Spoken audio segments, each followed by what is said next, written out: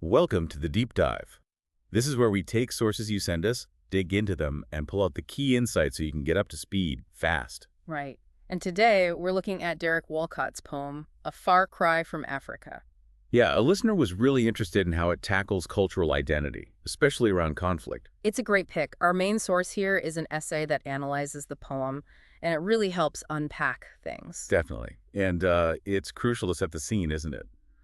This poem emerges from the Mau Mau uprising in Kenya in the 50s. A really brutal period, lots of melee between European settlers and the Kikuyu people. Exactly. That context is sort of, well, essential for understanding the weight of the poem. For sure. And it brings us to the core question we're exploring, the thing that makes the poem still hit home today. Which is? How does Walcott himself, someone with, mixed heritage, deal with his own divided feelings when faced with this kind of intense conflict? Okay, let's get into that. The essay we're using argues that the poem isn't just about colonizer versus colonized in an abstract way. No, it's deeply personal. It's about Walcott's own internal struggle. He's caught between his African roots and his love for English language and culture. The essay mentions Mollis, right? Talking about Caribbean poets often showing this kind of plurality. Sociocultural plurality, yeah. And this quest for identity, trying to bridge these internal cultural gaps. Yeah. That fits Walcott perfectly. And the essay really drives home that Walcott felt this himself, this sense of being split. It wasn't just theoretical for him, it was real. And that feeling comes through even in the title, doesn't it? A Far Cry from Africa. Right. Heather and Bradley in the essay points that out. She suggests it signals Walcott's cultural instability, maybe even alienation from Africa, even though he's writing about it. So it's more than just miles on a map. It's an emotional distance, too, a kind of cry. Exactly. A cry of separation, maybe a yearning for something that feels lost or idealized. Wow. And you see that alienation so clearly in lines like, I who am poisoned with the blood of both, where shall I turn, divided to the vein? Yeah, the essay really focuses on that. It's not just vivid imagery. It's Walcott seeing his own hybridity, this mix, as almost toxic. Leading to displacement, isolation. This idea of hybridity, just to clarify it for listeners, it's about having roots in more than one culture, right? Which can be enriching, but also cause this kind of internal tension. Precisely. The essay argues identity comes from culture, and if you're mixed like Walcott, you don't fully belong to either one. You're kind of an outsider looking in, maybe? And the poem itself, it seems to swing back and forth, presenting these contradictory views. It really does. The essay dissects this well. It shows how Walcott uses these clashing statements to show us his internal conflict. Like how he first describes the Kikuyu, almost like insects. Quick as flies batten upon the bloodstreams of the veldt. It sounds, well, quite harsh, almost like a colonial viewpoint. But then he flips it immediately, doesn't he? Right away.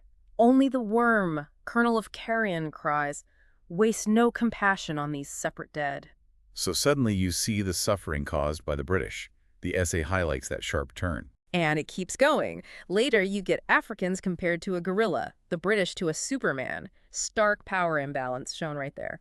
And Bradley in the essay notes something interesting. While Walcott shows the British cruelty, he doesn't paint the African tribesmen as simple victims either.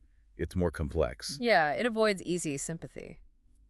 So if he feels so split, so alienated, why write about Africa at all? Does the essay give a reason?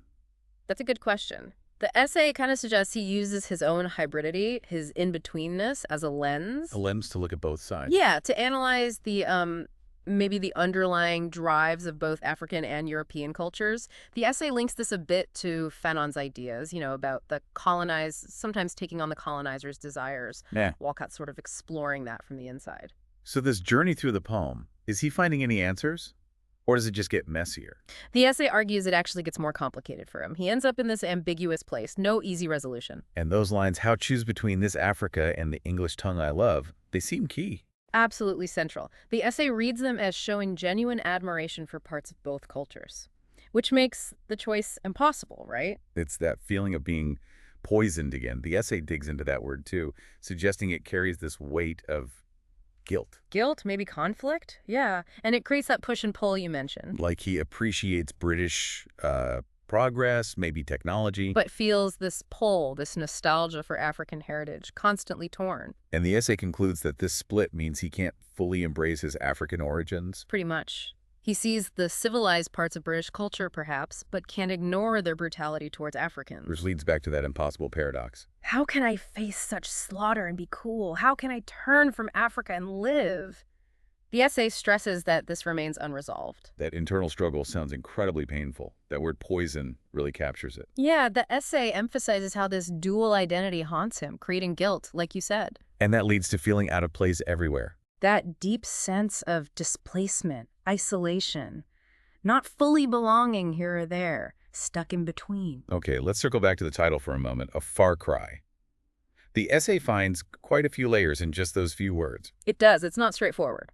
First, it could be about Walcott feeling distant, geographically and emotionally, making it hard to write about Africa authentically. Okay, distance, what else? Second, maybe the reality of Africa is very different, a far cry from how it's often depicted, maybe romanticized. Ah, like a reality check. Sort of. Yeah. And third, maybe the most moving interpretation the essay offers is that even from far away, Walcott can still hear the cry of Africans who've lost their cultural identity. It sparks nostalgia, even with the distance. So the title holds all that complexity, his anti-colonial feelings, but also this undeniable connection to his roots, even while he's using the English language he loves. Exactly. It encapsulates the whole dilemma. And the essay points out that very problem, right? Using the colonizer's language. Yes. The challenge of expressing the suffering of Black Africans in English, the language of the oppressors. He seems to doubt if it's even possible, given his own detachment. Can the master's tools dismantle the master's house, sort of thing? Kind of, yeah. It's a question about language, power, and authenticity. It adds yet another layer of conflict he's wrestling with. It really underscores the depth of his struggle in this poem. So wrapping this up, our deep dive, guided by this essay, shows A Far Cry from Africa as this incredibly powerful look at hybrid identity after colonialism. Yeah, it's complex, it's painful, and it leaves Walcott and us with this unresolved tension, love for the English language versus the pull of Africa. It definitely speaks to our listeners' interest in cultural identity and conflict. It shows just how personal and tangled these things are. And you can see echoes of this today, can't you? Discussions about diaspora, third culture experiences. That feeling of being split isn't unique to Walcott's time. Absolutely.